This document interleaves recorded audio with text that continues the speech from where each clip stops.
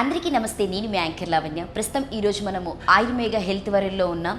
Doctor Narasimhachari గారి గురించి చెప్పాలంటే 35 years ఎక్స్పీరియన్స్. అలాగే ఆయన దగ్గరికి ఎంతోమంది క్రిటికల్ పేషెంట్స్ వచ్చినా కూడా చాలా వరకు చాలా దగ్గరుండి వైద్యం అందించినటువంటి వ్యక్తి. అలాగే పంచకర్మలో బుక్స్ కూడా రాసినటువంటి సార్ ఒకసారి మనతో పాటు ఉన్నారు. వారి మాటల్లోనే ఒకసారి అడిగి తెలుసుకుందాం. సార్ నమస్తే. సార్ ఎలా ఉన్నారు సార్?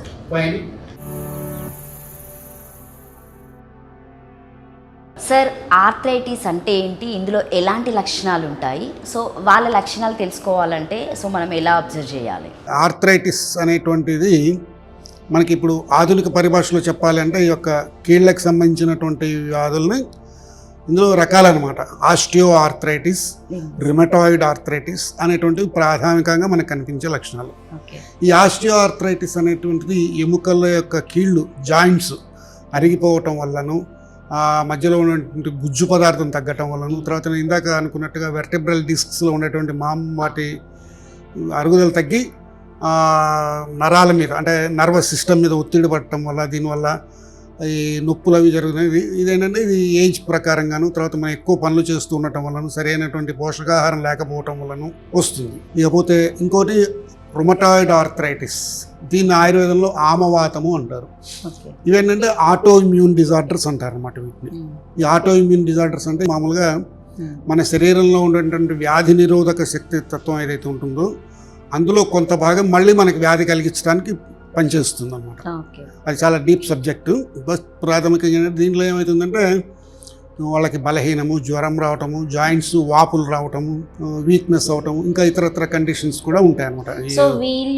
వీళ్ళకి ఎలాంటి లక్షణాలు కల్పిస్తాయి సార్? వీళ్ళు ఎలాంటి డైట్ తీసుకోవాలంటే ఆహార పదార్థాలు? అదే ఆర్థరైటిస్ రెండు రకాలని చెప్పాను కదా. ఆస్టియో ఆర్థరైటిస్ వాళ్ళు ముఖ్యంగా వాళ్ళ యొక్క పోస్చర్స్,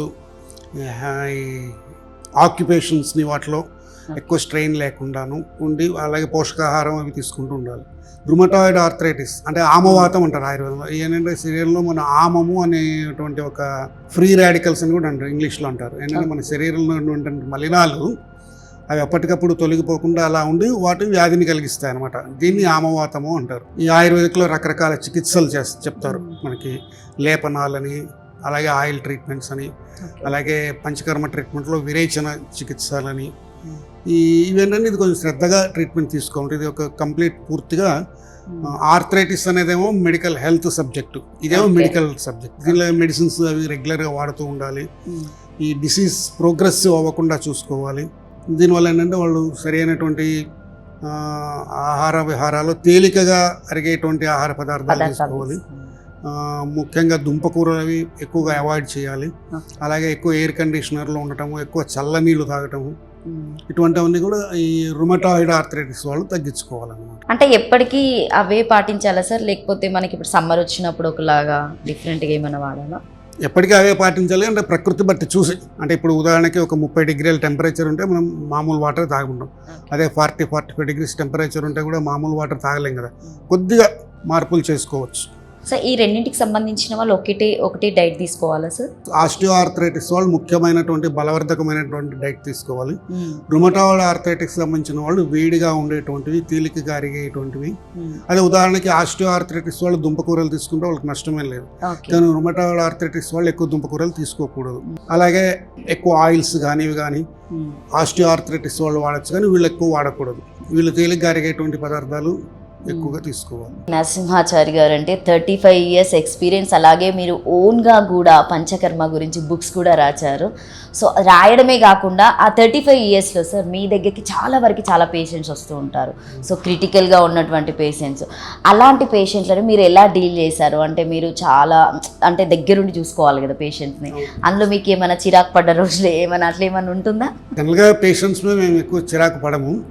కాకపోతే ఏంటంటే వాళ్ళు వాళ్ళ యొక్క వ్యాధి గురించి దాని గురించి కొంచెం అతిగా ఊహించుకుంటారు, అతిగా భయపడుకుంటూ వస్తుంటారు.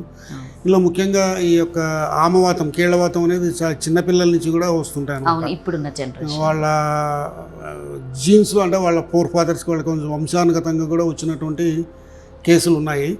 వాటిని ఏంటంటే మనం ఒక 11 రోజులు పంచకర్మ చికిత్సలు చేసి అలాగే కొన్ని లేపనాలు అని ఉంటారు ఆయుర్వేదిక్లో.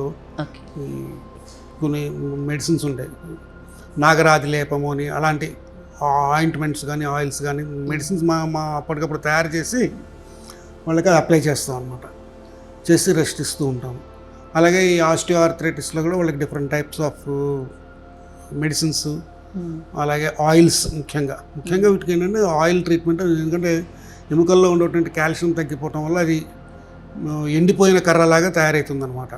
ఇట్లా విరవగానే టప్మని విరిగిపోతుంది. అదే ఒక పచ్చి కొమ్మని మనం ఇట్లా విరిస్తే వంగుతుంది కానీ విరగదు కదా. ఆ సిద్ధాంతం ఇందులో అప్లై చేస్తాం అనమాట. సో అంటే మీరు ఎలాంటి కేసెస్ని చూసారు సార్? మీ దగ్గరికి వచ్చిన వాళ్ళ క్రిటికల్గా ఉన్నటువంటి కేసెస్ రావడం వల్ల మీరు వాళ్ళకి ఆయుర్వేదంతో నయం చేశారా? తప్పకుండా. చాలా మటుకు ఈ యొక్క కేసెస్ ముందుగా ఫ్రాక్చర్స్ అయ్యి మాల్ యూనియన్, అంటే ఫ్రాక్చర్ అయిన వెంటనే మన దగ్గర తీసుకురాలేదు. మాల్ యూనియన్ అంటే సరిగ్గా అతుక్కోకపోవడం వల్ల కూడా ఈ కండిషన్స్ వస్తుంటాయి.